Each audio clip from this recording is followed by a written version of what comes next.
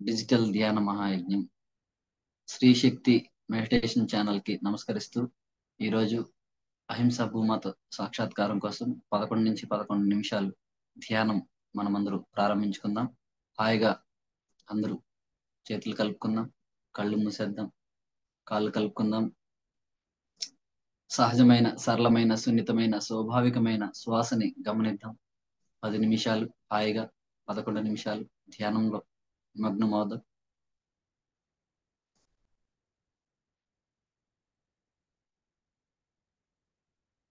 ఏ ఆలోచన వద్దు, ఆలోచనలు కట్ చేస్తూ సహజమైన శ్వాసని గమనిద్దాం. ధ్యానం సర్వరోగ నివారణి, ధ్యానం సకల భోగకారిణి, ధ్యానం సత్య జ్ఞాన ప్రసాదిని. హాయిగా కూర్చుందాం. ఎంత ధ్యానమో అంతే ఆరోగ్యం, ఎంత ధ్యానమో అంతే ఆనందం, ఎంత ధ్యానమో అంతే సౌభాగ్యం. హాయిగా కూర్చుందాం, శ్వాసని గమనిద్దాం.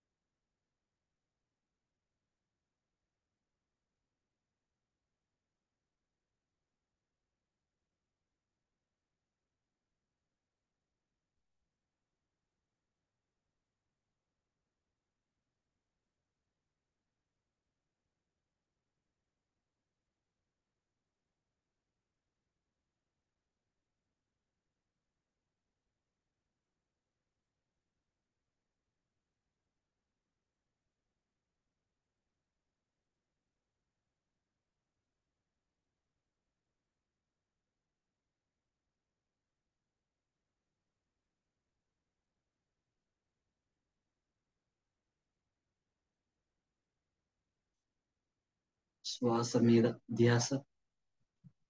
ఆఖరి 5 నిమిషాలు శ్వాసని గమనిద్దాం.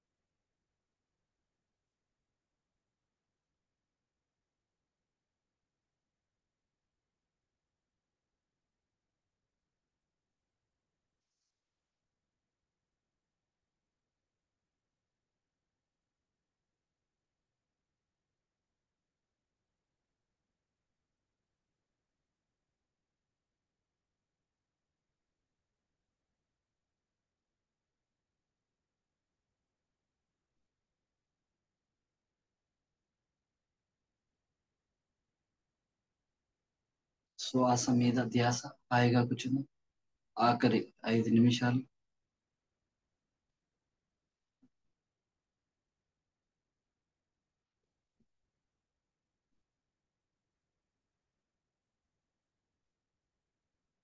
ఆఖరి 30 సెకండ్స్.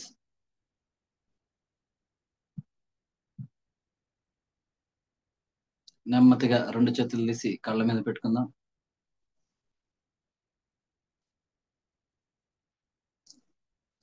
5 4 3 2 1 0. నెమ్మదిగా చేతులు తీస్తూ స్లోగా కళ్ళు తెరుద్దాం. చక్కటి అద్భుతమైన ధ్యానానికి గట్టిగా క్లాప్స్ కొడుతూ ఈరోజు శ్రీ శక్తి మెడిటేషన్ ఛానల్ ద్వారా మనం మాస్టర్ ప్రకాష్ సార్ ద్వారా మనం జ్ఞానాన్ని అందుకుందాం. Welcome to Prakash sir.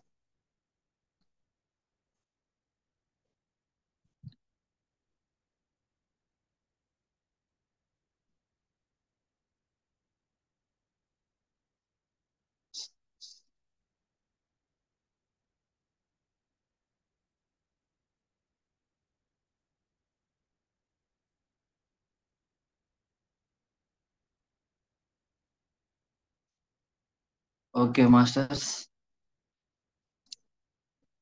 Shri Shakti meditation channel ద్వారా మనము ఈరోజు అహింస భూమాత సాక్షాత్కార కోసం ధ్యానం తర్వాత సాంగత్యము ప్రారంభించుకుంటాం. సార్ మ్యూట్ ఆన్ చేసుకోండి, వీడియో ఆన్ చేసుకోండి.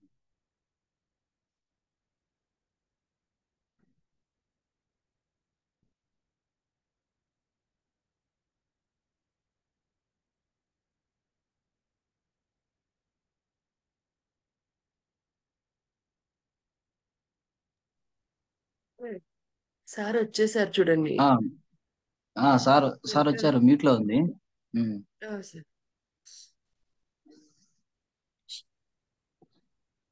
Okay masters.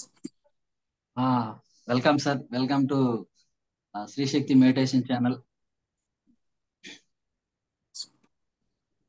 హాయ్ మాస్టర్స్, అందరికి ఆత్మ నమస్కారం. ఇలాంటి చక్కటి వేదికను ఏర్పాటు చేసినందుకు మీ అందరికీ వేరే. అలాగే బ్రహ్మశ్రీ సుభాష్ పత్రిజ్ గారికి, స్వర్ణమాల మేడం గారికి హృదయపూర్వక ధన్యవాదాలు. ఓకే, మనం వచ్చేసి అహింస గురించి మనం చెప్పుకోవడం జరుగుతుంది. ఎందుకు అసలు అహింస అనే మెయిన్ టాపిక్ తీసుకోవడం జరుగుతుంది సార్, అంటే వాయిస్ కట్ కట్ అవుతుంది sir. Excuse me sir, voice మధ్య మధ్యలో కట్ కట్ అవుతుంది, కంటిన్యూస్ గా రావట్లేదు. Please sir. ఇప్పుడు వస్తుందా? ఆ, అంటే సర్వర్ ఏదైనా ప్రాబ్లం ఉంటుంది, మెల్లిగా ట్యూన్ అవుతుంది లేండి. సార్ అది తీసేయండి, మైక్ తీసేసేయండి లేకపోతే. Okay,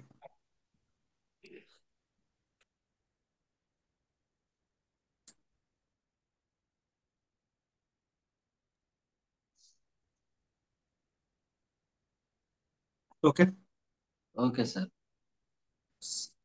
okay sir. Sir please continue. మీరు ఎవరు కనిపిస్తలేదు? ఎస్ ఎస్ ఎస్, ఓపెన్ చేసుకున్నా సార్ వీడియో.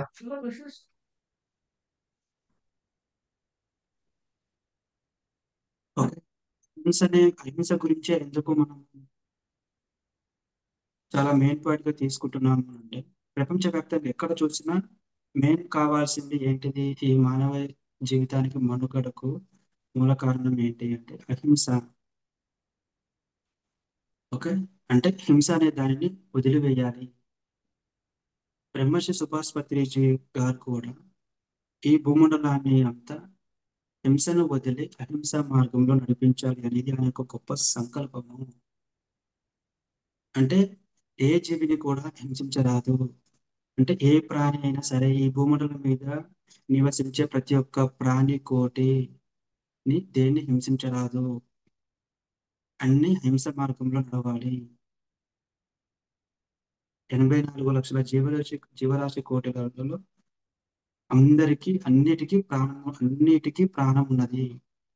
ఓన్లీ మనిషికే కాదు, ఓన్లీ మానవుడికే కాదు, ప్రతి దాంట్లోనూ ప్రాణం ఉన్నది.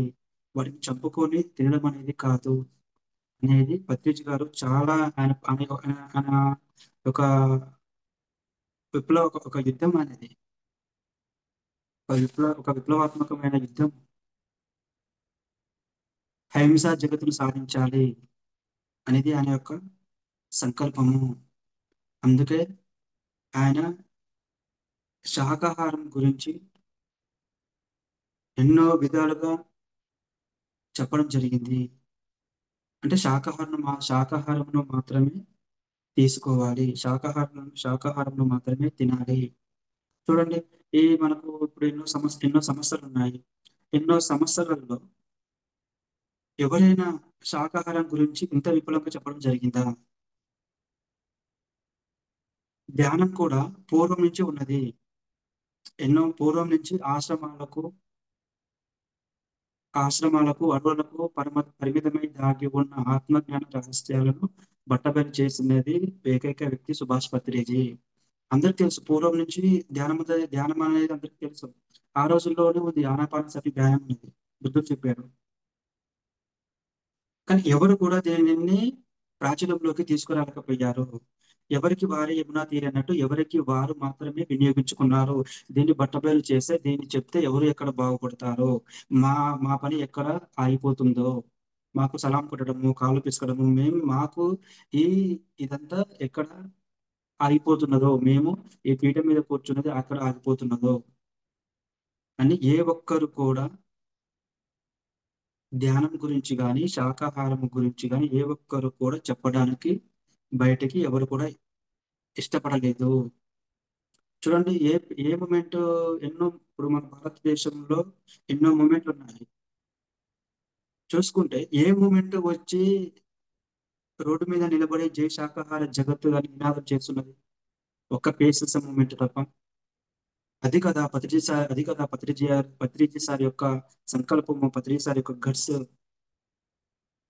నిన్ను నువ్వే ఉద్ధరించుకోలేనా అని చెప్పాడు.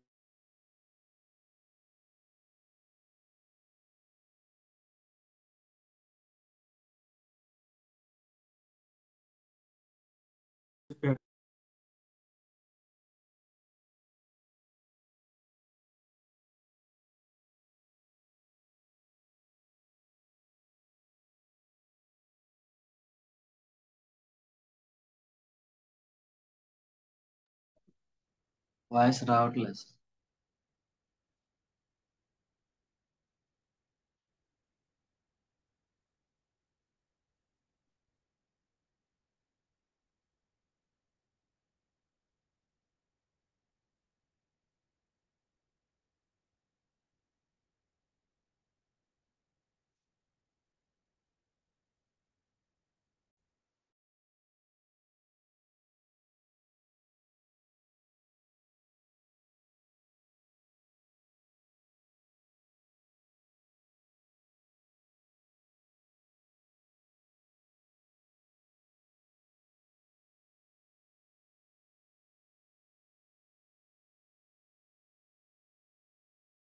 ఓకే, బ్రహ్మశ్రీ సుభాష్ పత్రిజీ గారు అహింస గురించి ఏమని చెప్పారు అంటే, ఆధ్యాత్మ అహింస లేని వానికి ఆధ్యాత్మికత, అహింస లేని ఆధ్యాత్మికత అది ఆధ్యాత్మికతనే కాదు. అంటే అహింస లేని ఆధ్యాత్మికత అసలు అది ఆధ్యాత్మికతనే కాదు.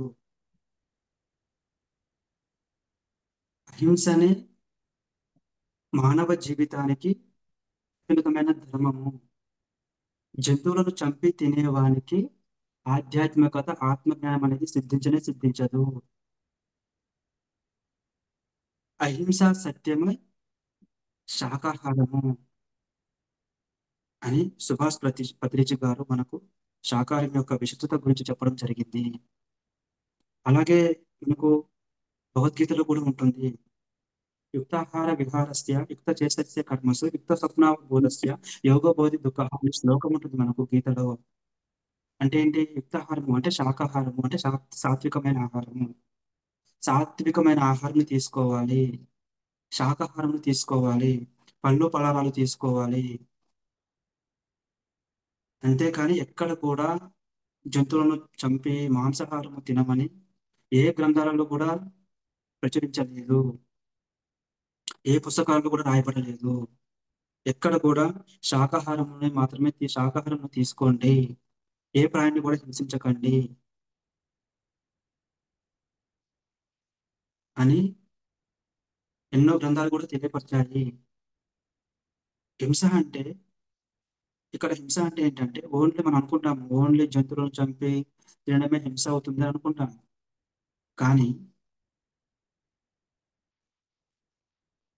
మన నోటిలో నుంచి మన మన హృదయం నుంచి వచ్చే ప్రతి మాట, ప్రతి మన చేష్ట అది కూడా హింసనే అవుతుంది. అంటే మన మాటలతో మన చేష్టలతో ఎదుటివారి మనసును బాధ పెట్టినా అది కూడా హింసనే అవుతుంది. చూడండి, అహింస అనేది మన ఆలోచనలో ఉండాలి, అహింస అనేది మన చేష్టల్లో ఉండాలి. ఓకే, ఇంకోటి వచ్చేసి ఏంటంటే అహింస పరమో ధర్మ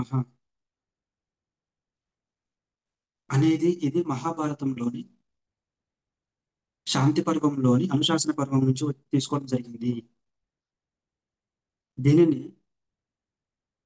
ఈ అహింస పరమో ధర్మ అనే దానిని భీష్ముడు యుధిష్ఠిరుడు అంటే ధర్మరాజుకు ధర్మం గురించి బోధించిన సందర్భంలోనిది. అహింసా పరమో ధర్మ, అహింసా పరమో తపః, అహింసా పరమో ధర్మ, అహింసా పరమో తపః, అహింసా పరమో దానం, అహింసా పరమో దానం, అహింసా పరమో దమః.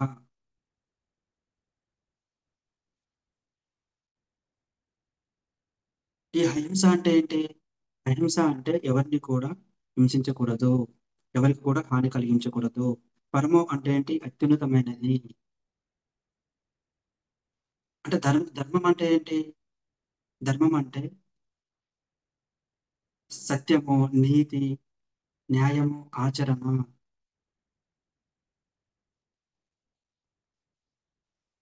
అహింసనే అత్యున్నతమైన ధర్మం అని ఇక్కడ చెప్పడం జరుగుతుంది. అందుకే అహింసా పరమో ధర్మ, అహింసా పరమో తపః, అహింసా పరమో దానం, అహింసా పరమో దమః, అహింసా పరమో యజ్ఞః, అహింసా పరమో బలం, అహింసా పరమో మిత్రం, అహింసా పరమో సుఖం, అహింసా పరమో సత్యం, అహింసా పరమో శృతి. అంటే అహింసనే అత్యున్నతమైన ధర్మము, అహింసనే అహింసనే అత్యున్నతమైన తపస్సు, అహింసనే అత్యున్నతమైన యజ్ఞము, అహింసనే అత్యున్నతమైన దానము, అహింసనే అత్యున్నతమైన ధమము. ధమము అంటే ఇక్కడ ఇంద్రియ నిగ్రహము. అహింసనే అత్యున్నతమైన యజ్ఞము, అహింసనే అత్యున్నతమైన బలము, అహింసనే అత్యున్నతమైన మిత్రము. అంటే ఇక్కడ మిత్రము అంటే స్నేహము. అహింసనే అత్యున్నతమైన స్నేహము, అహింసనే అత్యున్నతమైన సుఖము, అహింసనే అత్యున్నతమైన సత్యము, అహింసనే అత్యున్నతమైన శృతి. శృతి అంటే ఇక్కడ వేద జ్ఞానాన్ని. ఇది మహాభారతంలో భీష్ముడు యుధిష్ఠిరుడికి చెప్పాడు. దాన్నే మనం తీసుకొని అహింస పరమో ధర్మ, అహింస పరమో ధర్మ అనే వర్డ్ ఉపయోగిస్తాము. ఇది శాంతి పర్వంలోని అనుశాసన పర్వం నుంచి తీసుకోవడం జరిగిన అందులో ఉన్నది ఇది. ఓకే, అంటే చూడండి, ఎటు చూసినా అహింస అనేది ధర్మం అనేది చాటి చెప్పడం జరుగుతుంది ఇక్కడ. కాబట్టి ఇక్కడ ఈ భూమండలం మీద నివసించే ప్రతి ఒక్కరు శాకాహారి కావాలి అనేది పత్రిజీ యొక్క సంకల్పము, ఆయన యొక్క కృషి, పట్టుదల, ఆయన యొక్క మహా విప్లవమే మహా విప్లవము. మరి ఇది ఎలా సాధ్యమవుతుంది అని అంటే ప్రతి ఒక్కరూ ధ్యాన సాధన చేయాలి. ధ్యాన సాధన చేస్తేనే దాని నుంచి మనము బయటపడతాము. ధ్యాన సాధన చేయకపోతే మళ్ళీ మనసనేది మళ్ళీ ఆ నెగెటివ్ వాటిపై పరిగెడుతూ ఉంటుంది. అందుకని పత్రిజీ సారు ఈ ధ్యానాన్ని తీసుకొచ్చారు. ధ్యానాన్ని తీసుకొచ్చి ముందు పెట్టారు.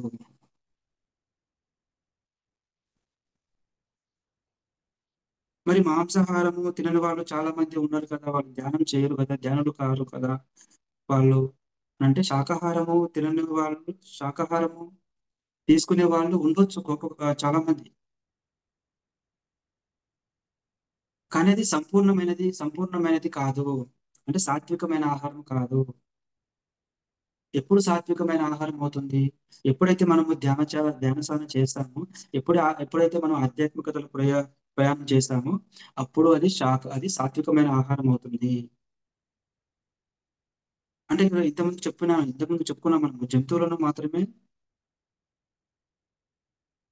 చంపకపోవడం కాదు. జంతువులను మాత్రమే చంపకపోవడం కాదు ఇక్కడ శాకాహారం అంటే. అన్ని కోణాలలోనూ, అన్ని కోణాలలోనూ మన మాటలతో, మన చేష్టలతో ఎదుటివారి మనసును బాధపెట్టినా అది కూడా హింసనే అవుతుంది అని మనం ఎన్నో సందర్భాల్లో చెప్పుకోవడం జరిగింది. శాకాహారానికి నిలువెత్తు నిదర్శనం సుభాష్ పత్రిజీ గారు.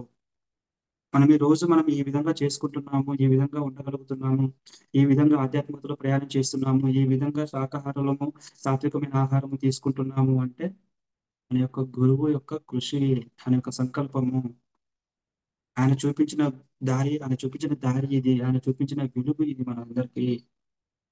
ఈరోజు మనం ఇంత హ్యాపీనెస్‌గా, ఇంత ఆత్మానందంగా ఉంటున్నాము. ఇంత ఆత్మజ్ఞానంతో ఉంటున్నాము. ఇంత ఆధ్యాత్మికతలో ప్రయాణం చేస్తున్నాము అనంటే దానికి యొక్క మూల కారణం సుభాష్ పత్రిజీ గారు. అందుకనే పీఎస్ఎస్ఎం మూవ్‌మెంట్ అంటే ప్రపంచవ్యాప్తంగా రిసర్చ్ చేస్తే సైంటిస్ట్‌లు అంటే ప్రపంచవ్యాప్తంగా రిసర్చ్ చేస్తే అతి గొప్ప అన్ని మూవ్‌మెంట్‌లలో కల్లా అతి గొప్ప మూవ్‌మెంట్ ఏది అని రిసర్చ్ చేస్తే అది ఓన్లీ పీఎస్ఎస్ఎం మూవ్‌మెంట్‌కి మాత్రమే దక్కుతుంది. ఎందుకు అనంటే ఏ సంస్థానం కూడా, ఏ ఆశ్రమాలు కూడా, ఏ మఠాలు కూడా ఎవరు కూడా ఇంత ప్రాచుర్యంలోకి తీసుకురాలేదు శాకాహారంను కానీ, ధ్యానంను కానీ. మనం చూస్తున్నాము. మనం ఎక్కడ చూసినా గాని పీఎస్ఎం మూవ్‌మెంట్ వాళ్ళు ర్యాలీలు తీస్తున్నారు. అవును కదా! మరి ఏ సంస్థలు ఏ సం నేను నాకు తెలిసినంత వరకు, నేను చూసినంత వరకు పీఎస్ఎస్ఎం మూవ్‌మెంట్ తప్ప ఏ మూవ్‌మెంట్ కూడా రోడ్డు మీదకొచ్చి మీరు మాంసాహారము బంద్ చేసేయండి. మాంసాహారాన్ని తినమాకండి. జీవహింస చేయమాకండి. మనకు ఎంత హక్కుందో వాటికి అంతే ఉంది. శాకాహారాన్ని మాత్రమే తీసుకోండి. సాత్వికమైన ఆహారాన్ని తీసుకోండి అని ఏ ఒక్కరు కూడా చెప్పినట్టు నేను చూడలేదు. పీఎస్ఎం మూవ్‌మెంట్ తప్ప. పీఎస్ఎం మూవ్‌మెంట్‌లోని ఉన్న కమిటీ ఉన్న సభ్యులు తప్ప. పీఎస్ఎం మూవ్‌మెంట్‌ని పీఎస్ఎం మూవ్‌మెంట్‌లో ఉన్నవాళ్ళు తప్ప. పీఎస్ఎం మూవ్‌మెంట్ అడుగుజాడల్లో నడిచేవారు తప్ప.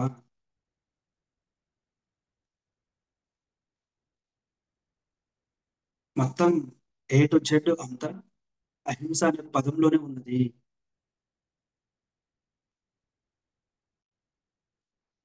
కాబట్టి మనము ఈ ధ్యాన సాధన చేస్తున్నప్పుడు మాత్రమే దాన్ని ఇంకా మనం పూర్తిగా ఇంకా మనం దాన్ని పరిగణలోకి తీసుకోగలుగుతాము. నేను మాంసాహారము తిన్నప్పుడు, శాకాహారము తీసుకుంటున్నప్పుడు చాలా చేంజెస్ కనిపించాయి తెలుసా?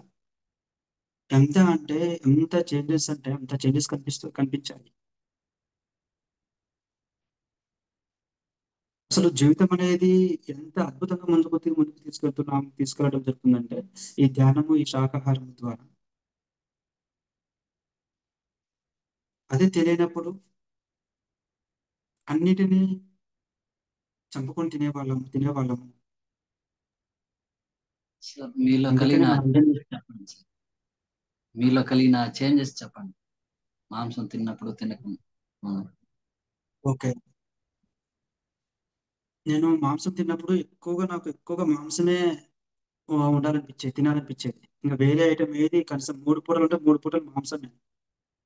కనీసం ఎగ్స్ అన్నా తినాలి, ఆ రోజు ఆమ్లెట్ అన్నా తినాలి. అసలు కూరగాయల భోజనం అంటేనే అసలు ఇక విరక్తి అన్నమాట, ఒక మాటలో చెప్పాలంటే. ఒక్క పూట కూరగాయలు వంట వండినా కానీ మా అమ్మ నేను తిట్టేవాడిని. ఎందుకు నువ్వు ఈ రోజు నాన్ వెజ్ మాంసం వండలేదు, నేను అదే తింటాను. దానివల్ల ఎంత నష్టపోయాను నేనంటే, అది బాగా తినేసేసరికి బాగా మత్తుగా ఉండేది, నిద్ర వచ్చేది. ఏం పని చేయడానికి కాకపోయేది. మేమంతా అజ్ఞానంలో ఉండి మొత్తం ఏమంటారు, మందకసం అయిపోయేది మైండ్ అంతా. ఒళ్ళంతా చాలా బరువుగా ఉండేది. ఎలాంటి పాజిటివ్ ఆలోచనలు, ఏ పని చేయాలన్నా కానీ ఉత్సాహం ఉండకపోయేది, నిర్లక్ష్యంగా ఉండేది, మబ్బుగా ఉండేది, సోమరితనంగా ఉండేది. అసలు ఈ రోజు నా జీవితంలోని నేను ఇంత అద్భుతంగా తీర్చిదిద్దుకున్నాను అని అంటే దానికి ఏకైక కారణము శాకాహారము అండ్ ధ్యానమే. అది శాకాహారానికి మాంసాహారానికి ఉన్న గొప్పతనము. చాలా మంది చూడండి మీరు, ప్రపంచంలో గొప్ప గొప్ప వాళ్ళు ఎలా అవుతున్నారు, వాళ్ళ ఆలోచనలు ఎలా ముందుకెళ్తున్నాయి, ఏ రంగంలోనైనా వాళ్ళు అధికమైనటువంటి ప్రాధాన్యతను సాధిస్తున్నారు అంటే వాళ్ళు శాకాహారులే. మాంసాహారులు సాధించినట్టు చరిత్రలో లేనే లేదు. ప్రతి ఒక్కరూ శాకాహారులే. శాకాహారం తీసుకుంటే మనకు పాజిటివ్ ఆలోచనలు వస్తుంటాయి, పాజిటివ్‌గా ఉండగలుగుతాము. ఇప్పుడు ఒక జంతువుని మనం చంపుకొని తిన్నామనుకో, ఒక మృగమైన జంతువును, దానికి ఉన్న ఆలోచనలోనే మనలో కూడా ఒక మృగంలా తయారైపోతాము మనము. మరి మనం ఒక మృగంలా తయారైపోయి, మనం ఒక మృగంలా బిహేవ్ చేస్తున్నప్పుడు, మన జీవితము అత్యున్నతమైన స్థితికి ఎదుగుతుందా? లేకపోతే అక్కడనే ఆగిపోతుందా? గందరగోళంలో పడిపోతుందా? ఏమవుతుంది? అక్కడనే ఆగిపోతుంది, గందరగోళంలో పడిపోతుంది. అందుకని మన ప్రతి కదలికను మనము శాకాహారము, సాత్వికమైన ఆహారం తీసుకోవడం ద్వారా మనము చేంజ్ చేసుకోవచ్చు. ఇది మెయిన్‌గా వచ్చేసి యువతకు చాలా వెరీ వెరీ ఇంపార్టెంట్ శాకాహారం అనేది. ఎందుకంటే వాళ్ళ భవిష్యత్తు అనేది ఒక ఒక వాళ్ళ వాళ్ళ భవిష్యత్తు అనేది ఒక దారి ఇది. ఎప్పుడైతే వాళ్ళు మాంసాహారం తింటున్నారో, ఎప్పుడైతే వాళ్ళు జంతువులు చంపుకొని తింటున్నారో, అజ్ఞానంలో ఉంటున్నారో, వాళ్ళ యాటిట్యూడ్, బిహేవియర్ అనేది ఇంకా క్రూరంగా తయారవుతూ ఉంటుంది. అందుకనే కదా ఈ అఘాయిత్యాలు, ఆత్మహత్యలు, అత్యాచారాలు ఇవన్నీ ఎలా జరుగుతున్నాయి ఇవన్నీ? అదే చూడండి, ఒక యువకుడు ఒక ధ్యాన సాధనలో ఉంటూ, ఒక శాకాహారం తీసుకుంటూ ఉంటున్నప్పుడు, ఈ వాక్యం తెలుసుకున్నప్పుడు, నేను నా మాటలతో, నా చేష్టలతో ఎదుటివారి మనసును బాధపెట్టినా అది కూడా హింసనే అవుతుంది అన్న తెలుసుకున్న యువకుడు వేరే విధంగా దేని పట్లనైనా హింస చేయడానికి ఆసక్తి చూపుతాడా? చెప్పండి. ఆసక్తి చూపుతాడా? కాబట్టి ప్రతి ఒక్క విద్యార్థి ధ్యాన విద్యార్థి కావాలి. ప్రతి ఒక్క విద్యార్థి శాఖ విద్యార్థి కావాలి. అందుకే ముందుగా మనందరము చెప్పాల్సింది మన యువకులకు చెప్పాలి మనము ధ్యానం గురించి, శాకాహారం గురించి. ఎందుకంటే వాళ్ళు రేపటి భావితరానికి, భారతదేశానికి, అంటే ఈ దేశ ప్రపంచానికి వాళ్ళు భవిష్యత్తు వాళ్ళు. వాళ్ళు ఈ దేశ ప్రపంచానికి ఒక ఆయుధం లాంటి వారు.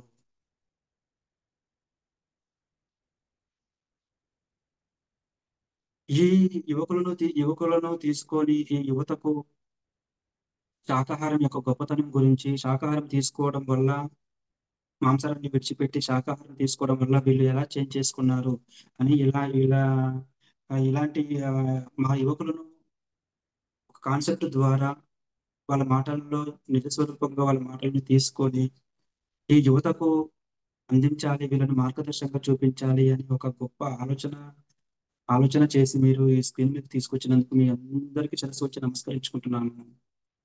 ఇందులో ఎవరెవరైతే ఏ టీంలో భాగస్వాములై ఉన్నారో, దీనిని ఎవరైతే దీనిని ఎవరైతే మీరు ముందుకు తీసుకెళ్తున్నారో ఈ కాన్సెప్ట్ ద్వారా, ఇది చాలా మంచి కాన్సెప్ట్ ఇది. ఎందుకంటే వృద్ధాపంలో ఉన్నవాళ్ళు, ఎవరో ముసలివాళ్ళు, ఎవరో పెద్దవాళ్ళు చెప్తే నమ్మరు. యువకులు చెప్తే నమ్ముతారు, యువత చెప్పితే. ఒరేయ్! నాలాంటి తోటి యువకుడే చెప్తున్నాడు కదా! నాలాంటి తోటి యువకుడే మాట్లాడుతున్నాడు కదా!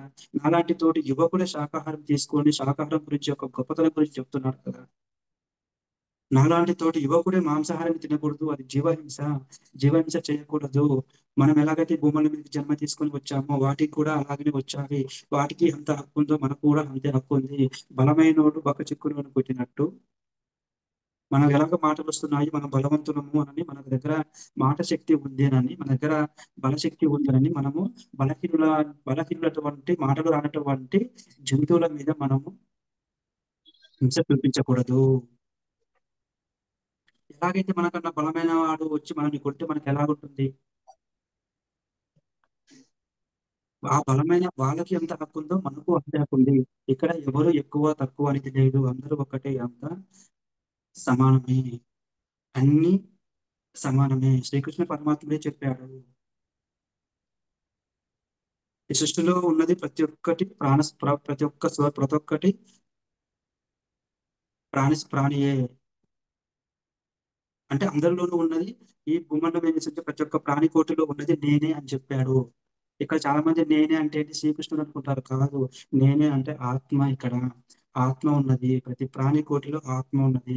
ఒక మనిషిలో ఉంది, ఒక కోడిలో ఉంది, ఒక మేకలో ఉంది, ఒక పక్షిలో ఉంది, ఒక పాములో, అన్ని జాతులలో, అది మానవ జాతి కావచ్చు, పక్షి జాతి కావచ్చు, జంతు జాతి కావచ్చు, వృక్ష జాతి కావచ్చు, అన్ని జాతులలో ఆత్మ ఉన్నది. వారి వారి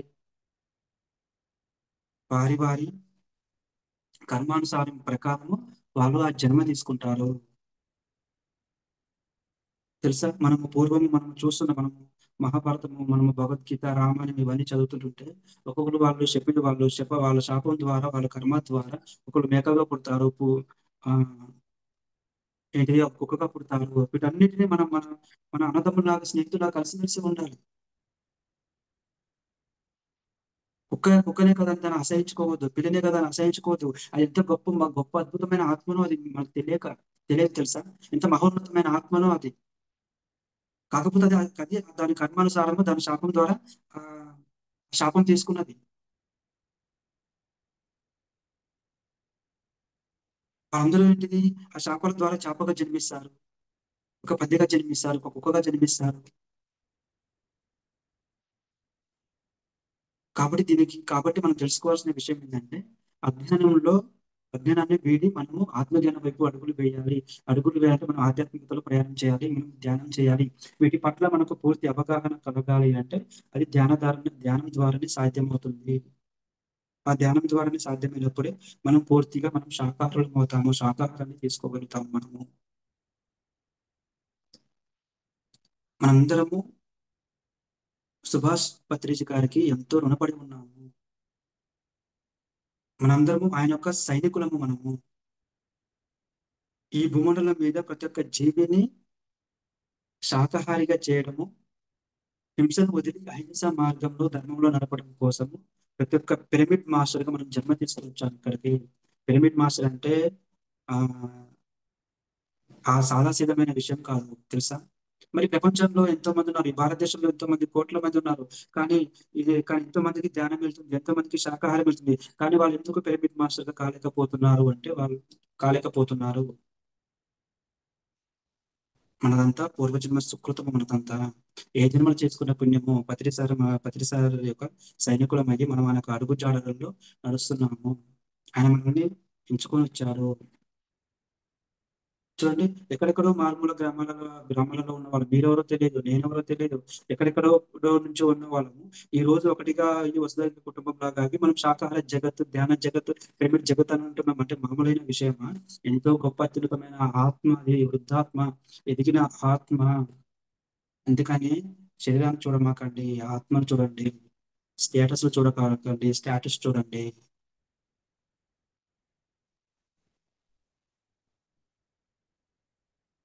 ఏం చెప్తున్నాను? ఆత్మను చూడండి. మనందరము ఆత్మస్వరూపులము, ఆత్మ పదార్థాలము.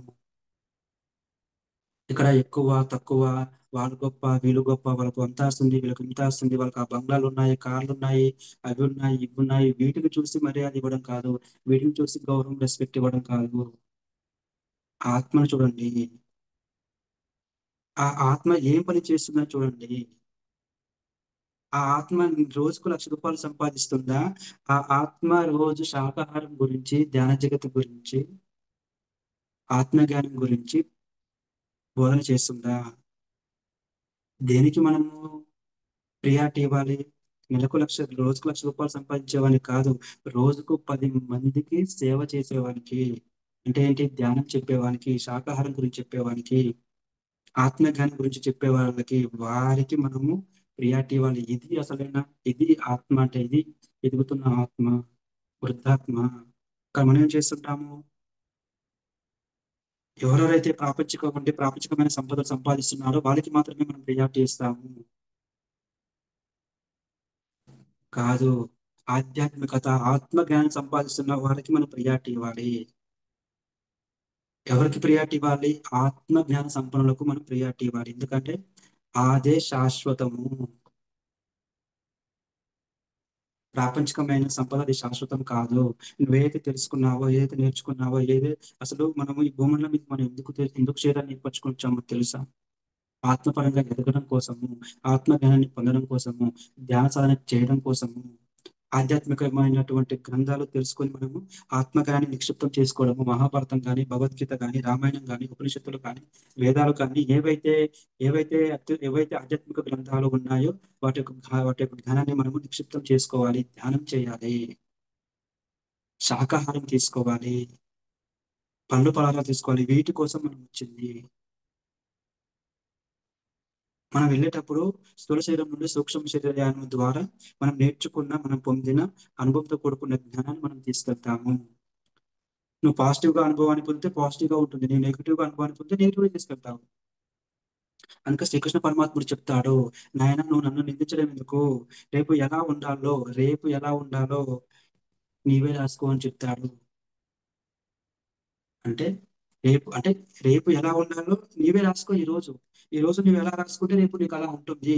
ఇంతకు ముందుకు నిన్న అలా రాసుకున్నావు కాబట్టి ఈ రోజు నీకు ఇలా ఉంది. ఈ రోజు అనేది నీ చేతుల్లో ఉంది. నువ్వు ఎలా రాసుకుంటే రేపు కూడా నీకు అలా ఉంటుంది. అంటే జీవితం అనేది ఒక తెల్ల పేపర్ లాంటిది. జీవితం అనేది ఒక తెల్ల పేపర్ లాంటిది. అది నువ్వు ఎలా రాసుకుంటే అలా ఉంటుంది. మంచి రాసుకుంటే మంచి ఉంటుంది, చెడు రాసుకుంటే చెడు ఉంటుంది.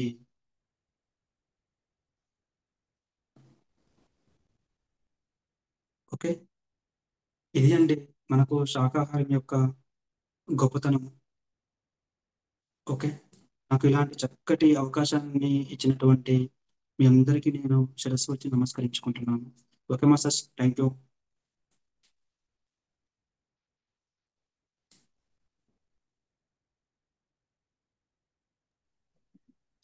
ఏదైనా ఒక కాన్సెప్ట్ చెప్పండి. 20 minutes ఉంది. యాక్చువల్లీ 1 hour సెక్షన్ అన్నారు. ఏదైనా ఒక కాన్సెప్ట్ చెప్పండి, ఒక 10 minutes. ఓకే, చెప్తా. మీరు మాట్లాడతారేమో ఫీడ్బ్యాక్ ఇస్తారని చెప్పాడు సురేష్ అన్న, అందుకని నేను ఆపేస్తాను. Last 10 minutes sir. ఇంకా 10 minutes మీరు క్వశ్చన్ ఏదైనా ఒక ఏమన్నా కాన్సెప్ట్ క్వశ్చన్ వేస్తారంటే వెయ్యండి అని నన్ను అడుగుతున్నారు సారు.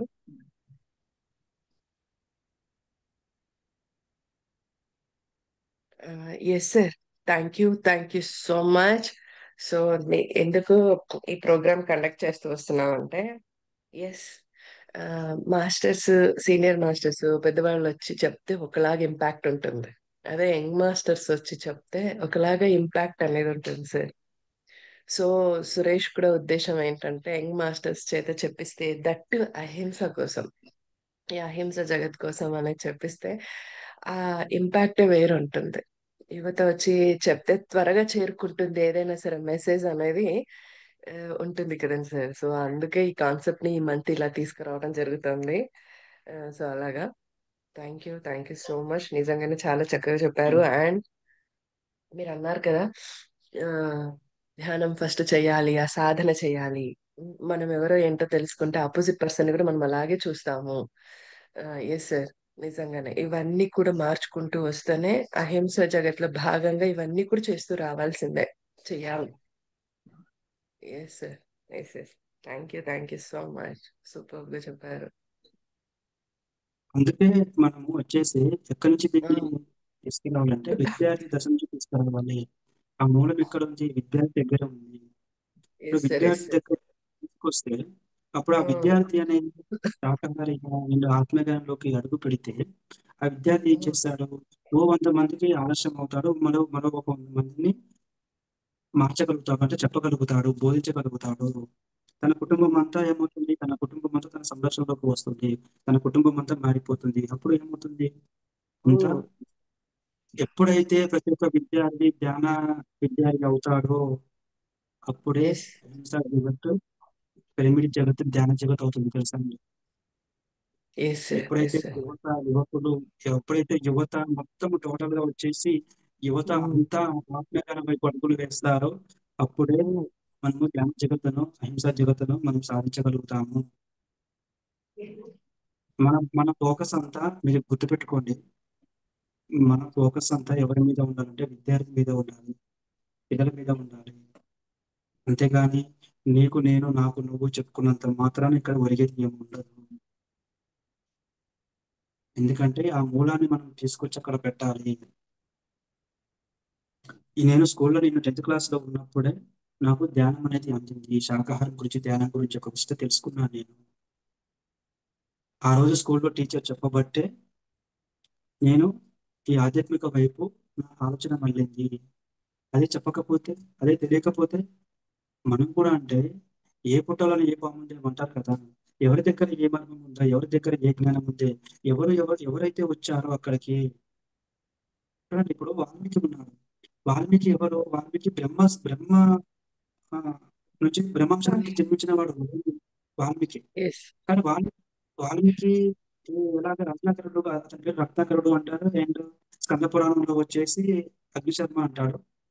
అగ్నిశర్మ అంటారు. అయితే ఏంటి ఈ రత్నాకరుడు వచ్చేసి తన అంటే వాళ్ళు చాలా పేద కుటుంబంలో ఉండేవాళ్ళు.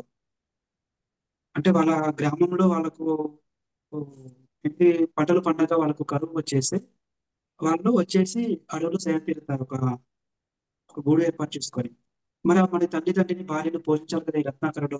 మరి పోషించాలంటే ఏం చేయాలి? ఆయనకు సంపద కావాలి కదా! అక్కడ దొంగలతో స్నేహం ఏర్పడుతుంది. ఆ దొంగలతో స్నేహం ఏర్పడినప్పుడు ఈయన కూడా అదో తోవలోకి వెళ్ళిపోతాడు. అక్కడే మరి ఒక మహర్షి స్నేహం ఏర్పడితే అది కాకపోయేది కదా! అందుకని మనకు అవును ఫస్ట్ ఏంటిది? ఈ సమాజము, ఈ సంఘం వచ్చిన బుద్ధిలో మనం ప్రయాణం చేస్తూ ఉంటాము. అసలైన కాన్సెప్ట్, అసలైన బుద్ధి, అసలైన వ్యక్తిత్వం, అసలైన జ్ఞానము మనది కాదు. కాబట్టి ఎస్ ఏం చేశాడు? వచ్చిన వాళ్ళందరూ చంపుకుంటూ వాళ్ళ దగ్గర ఉన్న బంగారాన్ని తీసుకెళ్ళి వాళ్ళ కుటుంబాన్ని పోషించుకునేవారు. ఒకరోజు ఏం జరిగింది? ఒకరోజు కొంతమంది మహర్షులు బ్రహ్మలోకానికి వెళ్తున్నారు. అక్కడ ఆ మహర్షులందరినీ ఆపి ఈయన వాళ్ళ మీద అఘాయిత్యం చేయబోయాడు ఈ వాల్మీకి. అంటే రత్నాకరుడు. అవును చేయబోయినప్పుడు ఈ అత్రి మహర్షి వచ్చి అందులో ఒక గొప్ప మహర్షి ఉంటాడు అత్రి మహర్షి. ఆయన అడిగాడు అత్రి మహర్షి. నాయన మేము నోట్లో పెట్టుకునేవాడు. మేము నీకు ఏమి అపకారం చేశాము? మేము నీకు ఏమి సహాయం చేశాము? ఎందుకు మమ్మల్ని నువ్వు చంపాలనుకుంటున్నావు? మా దగ్గర ఎందుకు ఇలా చేస్తున్నావు నువ్వు? ఎందుకు దాన్నట్టు వాళ్ళందరినీ చంపి నువ్వు సొమ్మును తీసుకెళ్తున్నావు అంటే, నాకు భార్య ఉన్నది, తల్లిదండ్రులు ఉన్నారు. మరి వాళ్ళని పోషించుకోవాలి కదా! అని అన్నాడు అతను. అనేసరికి ఈ మా అత్రి మహర్షి, ఓహో! అలాగనా! మరి ఇది ధర్మం కాదు కదా! ఇది పాపం వస్తుంది కదా! కర్మ వస్తుంది కదా! మరి ఇది మీ కుటుంబ సభ్యులు మోస్తారా? అని వెళ్లి అడిగినప్పుడు అన్నాడు. ఎందుకు మోయరు? అవును మోస్తారు. అని నువ్వెళ్ళి కనుక్కునరా మేమిక్కడే ఉంటాము అని చెప్పాడు అత్రి మహర్షి.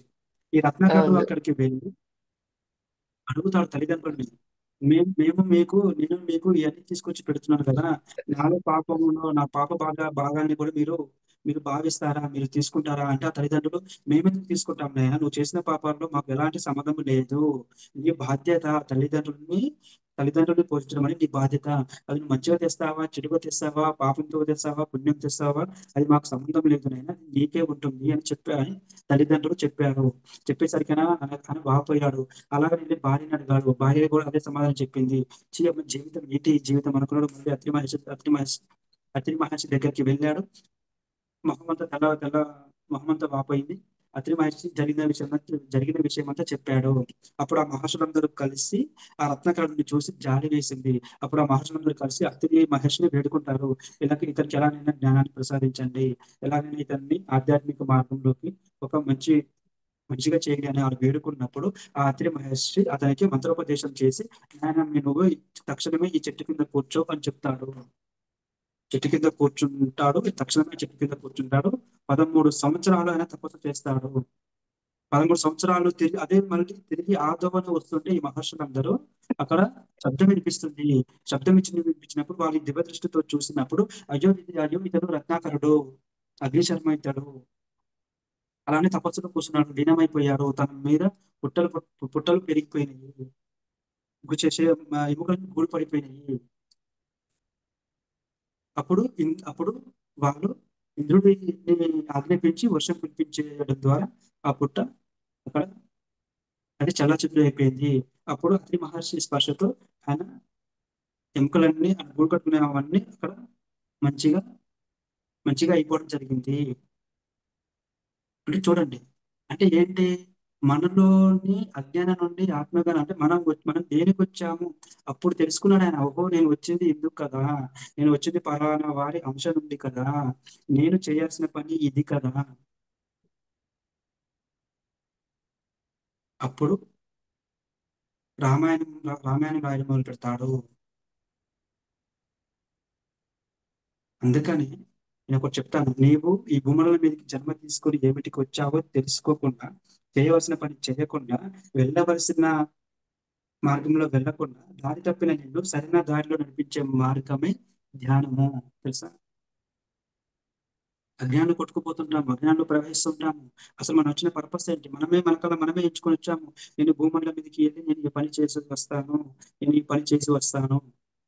కాకపోతే ఏంటంటే ఇక్కడ ఇక్కడ వచ్చేసరికి మనకు ఈ మనసు ఏర్పడి, ఈ మనసు మాయలో పడిపోయి, ఈ సంఘం ఇచ్చిన బుద్ధి, సమాజం ఇచ్చిన బుద్ధిలో కొట్టుమిట్టాడుతుంటాము. జంతువులను చంపుకోవడము, వాళ్ళు పడడము, వీళ్ళు పడడము, డబ్బు వెంట పరిగెత్తడము, డబ్బు సంపాదించడము, ఇవి చేయడము. ఇవి ఏంటంటే కోపలుగా వాటి అవే మన చుట్టూ ఉన్నాయి కాబట్టి అవే వస్తున్నాయి, అవే వస్తాయి.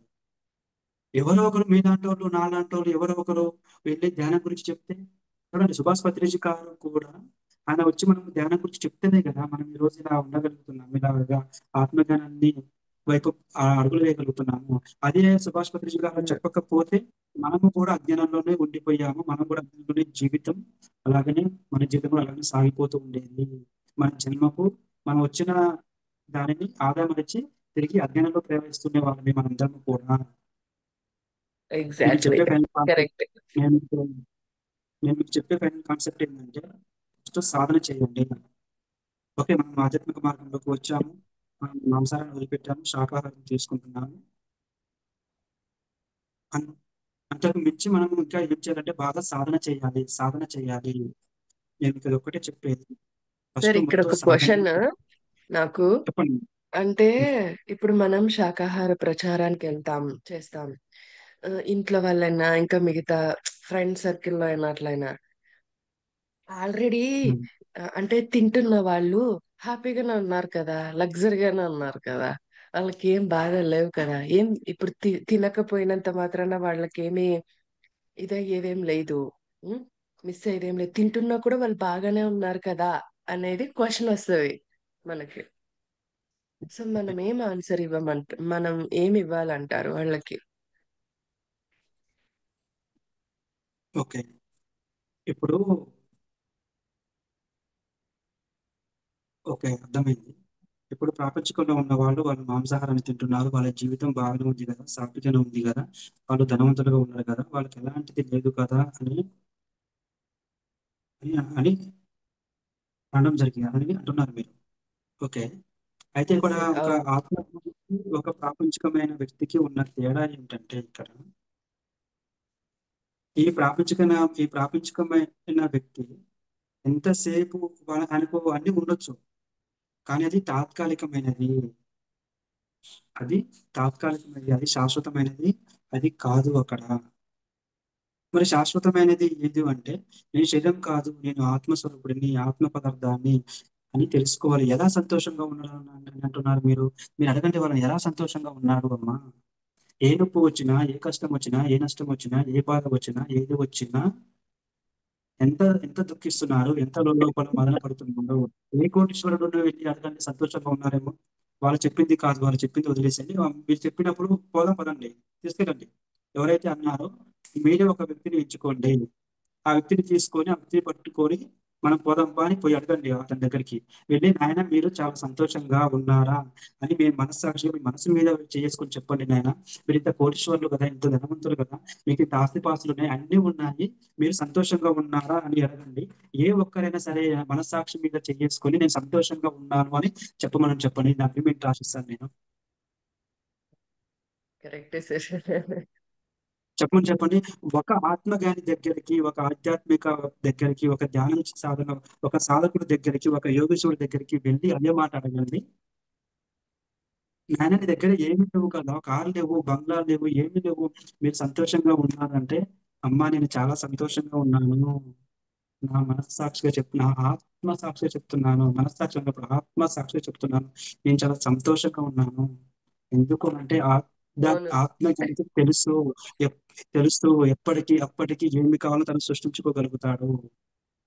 అదంతా తాత్కాలికమైనది. ఒక నష్టం వచ్చినా, ఒక కష్టం వచ్చినా, ఒక బాధ వచ్చినా, ఒక సమస్య వచ్చినా, ఏది వచ్చినా కానీ భయపడడు.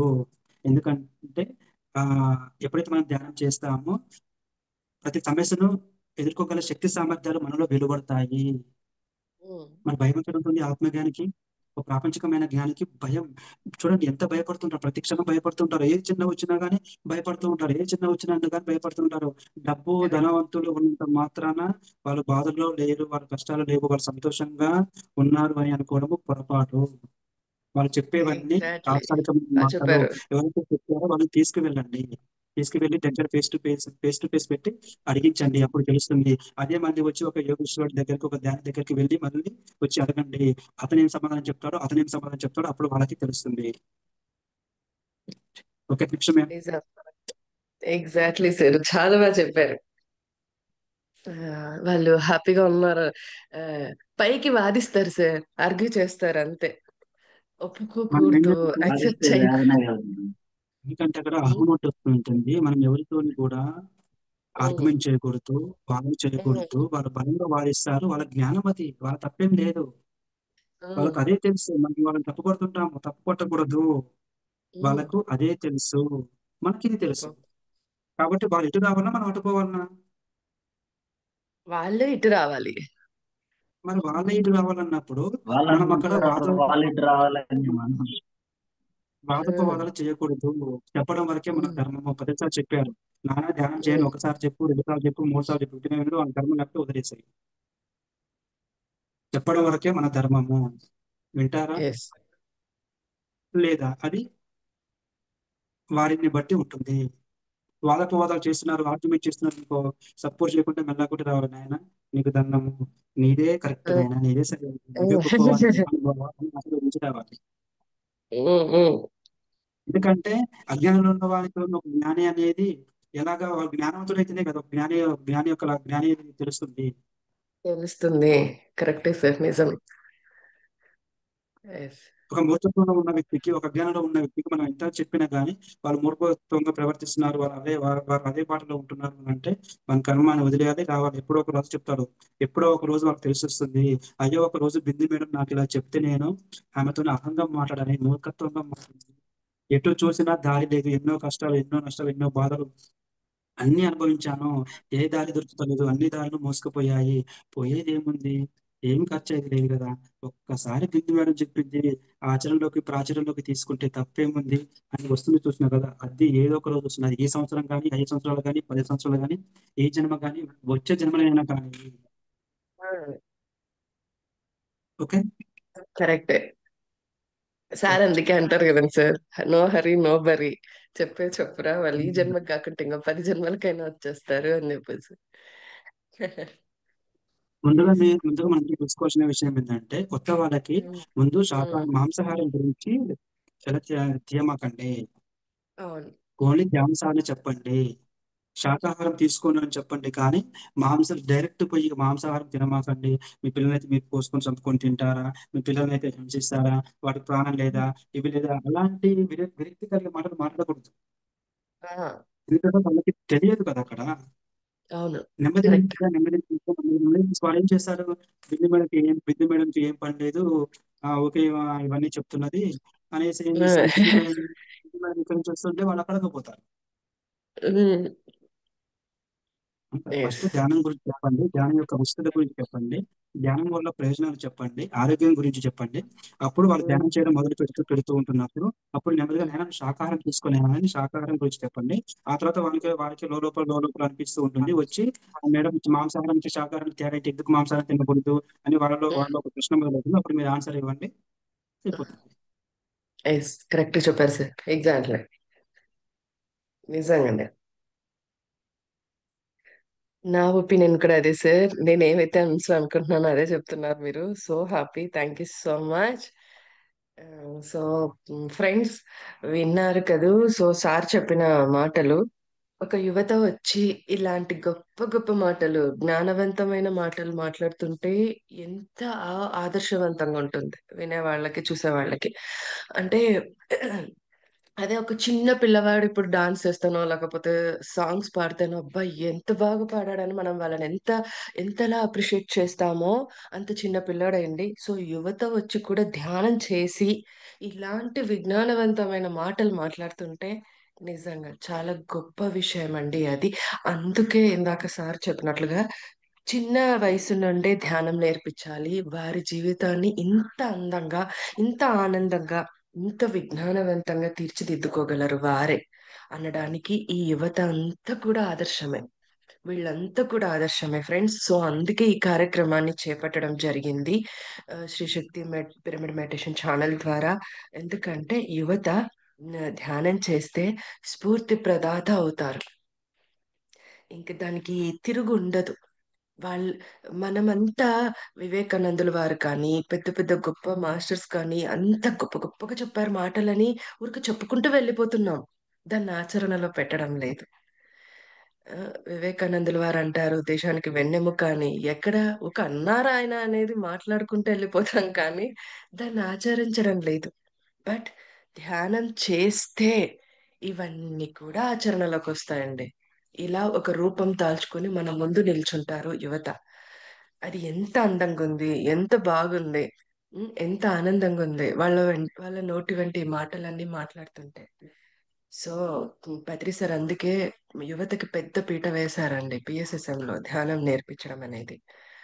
సో సూపర్, చాలా అంటే చాలా బాగుంది. అందుకే ఫ్రెండ్స్, ఇది వయసు అయినాక చేసే ధ్యానం కాదు, ఏజ్ ఉన్నప్పుడే చేసే ధ్యానం అన్నమాట.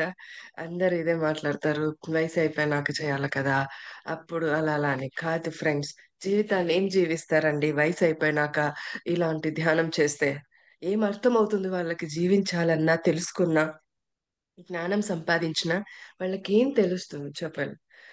సో లేదు ఫ్రెండ్స్, ఇలాంటి చిన్న వయసు నుండే చేయించొచ్చండి. ఇది ఏం కాదు, పక్కకేం వెళ్ళిపోరు, సన్యాసం ఏం తీసుకోరు. లక్షణంగా మంచిగా సంసారం చేసుకుంటూనే, ఆ జీవితంలో ఉంటూనే వారి జీవితాన్ని ఆనందంగా తీర్చిదిద్దుకుంటారు. సో అలాంటి ధ్యానమే చేస్తున్నది మేమంతా కూడా. సో వేరే విధంగా కాదు ఫ్రెండ్స్. అందుకే విన్నవించుకుంటున్నాను, ప్రతి ఒక్కరు కూడా ధ్యానం చేయండి. పిల్లలతో కూడా ధ్యానం చేయించండి. యువతకి ముఖ్యంగా ధ్యానాన్ని అందించండి. ఆమ్, సో ఇదే మా విన్నపం. Thank you so much. Thank you sir. Thank you very much. Thank yeah, మీరు కూడా చాలా చక్కగా చెప్పారు. యా. మ్, రవి అన్న. ఓకే, రవి అన్న వచ్చేసి నాకు ఎప్పటి నుంచో తెలుసు నాకు. ఓకే, నేను సార్ అనడం కన్నా నాకు అన్న అనడమే ఎక్కువగా నాకు ఇష్టం. ఎందుకంటే ఆ వ్యక్తిత్వ బంధుత్వం అనేది మాకు అలా ఉంటుంది, ఆత్మీయత అనేది. ఆ, యూ. నేను అక్కడికి వెళ్ళినప్పుడు రవి అన్న పరిచయం నాకు, ఎప్పటి నుంచో పరిచయం నాకు రవి అన్న. ఓకే, చెప్పండి అన్న, మాట్లాడండి మీరు కూడా. చాలా హ్యాపీగా ఉంది. Wonderful wonderful message for everybody and youth and every one to learn more things for your knowledge, giving for good suggestions for youth. Thank you very much. చక్కటి వివరణ. ఈ విషయం మీద ఆ, నా అభిప్రాయం ఏంటంటే, ప్రతి విద్యార్థి ధ్యాన విద్యార్థి కావాలి అన్న విషయం చాలా మెరుగ్గా గత 10 సంవత్సరాలుగా అదే పని చేస్తూ ఉన్నాను. No work, only meditation teaching. పిల్లల మీద, విద్యార్థులకి, ఉపాధ్యాయులకి, మెయిన్ ఉపాధ్యాయులకి తెలిస్తేనే విద్యార్థుల్లోకి వెళ్తుంది అన్న కాన్సెప్ట్ తో ప్రచారం ఎగ్జాక్ట్లీ. జరుగుతుంది.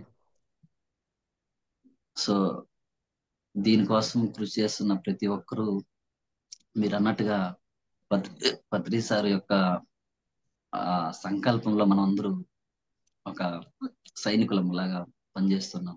మనందరి కలయిక ఈ ప్రపంచానికి వెలుగు దారి చూపించడానికి ఇంకా మనందరూ కలవడము ఇంతటి గొప్పటి సాహసం. ఇది ఈ భూమి మీద ఒక సాహసం. అధర్మం ధర్మం, అధర్మం నుంచి ధర్మం వైపు నడిపించే నావే ధ్యాన ప్రచారం, అహింస. ఎప్పుడైతే మనం ఈ అహింస గురించి ప్రపంచానికి తెలియజేయాలనే ఆలోచన మనకి కలుగుతుందో అప్పుడే మనము దైవత్వంలో జీవిస్తూ ఉంటాము. జ్ఞానవంతులుగా పరమాత్ముని తత్వంతో ప్రతి ఒక్కరికి బోధించడం. మీ భగవద్గీత నేను 2-3 వీడియోలు చూస్తున్నాను, చాలా అద్భుతం. సో పిల్లలకి భగవద్గీత బోధించడం, భగవంతుడు వల్ల సాధ్యం భగవద్గీత బోధించడం. సో మీరు కూడా ఆ తత్వంలో ఉన్నారని నేను భావిస్తూ చక్కటి సందేశాన్ని అందించిన శ్రీ శక్తి మెడిటేషన్ ఛానల్ ద్వారా మీకు థ్యాంక్ యూ చెప్పుకుంటూ, తమ్ముడు కాబట్టి అయినా ఇక్కడ టీచర్ కాబట్టి, so thank you for giving wonderful message for everyone. Okay madam, ఈ సెక్షన్ ని ఇంకా మనం క్లోజ్ చేసుకుందాం. అలాగనే మరో సో అలాగనే ఈరోజు మనకి ఇంత అద్భుతంగా ముందుకు తీసుకెళ్తున్న సురేష్ గారు కావచ్చు, మరి హిందూ మేడం గారు చాలా చక్కగా అందరినీ మోల్డ్ చేస్తూ ఈ ఛానల్ ని నడుపుతున్నారు. ఇది ఇంకా మరింత యువకుల్లోకి వెళ్ళాలి అంటే మనం అందరూ కలిసికట్టుగా ట్రావెల్ చేస్తూ ఎక్కడైతే యువకులు ఉన్నారో వాళ్ళందరినీ కూడా మేడం కి సంప్రదించి ఇందులో క్లాస్ చెప్పాల్సిందిగా ఆహ్వానిస్తున్నాం. మీ తరపున నుంచి కూడా మేడం కి కాంటాక్ట్ నెంబర్ ని లింక్ చేద్దాం. Thank you very much. నమస్కారం, ధన్యవాదాలు మేడం. క్లోజ్ చేద్దామా? Thank you sir. Yes sir, thank you Prakash గారు. Thank you so much once again. Yes friends, రేపు మళ్ళీ మరొక మాస్టర్ ఆధ్వర్యంలో ఈ సజ్జన సాంగత్యాన్ని కొనసాగించుకుందాం. Thank you.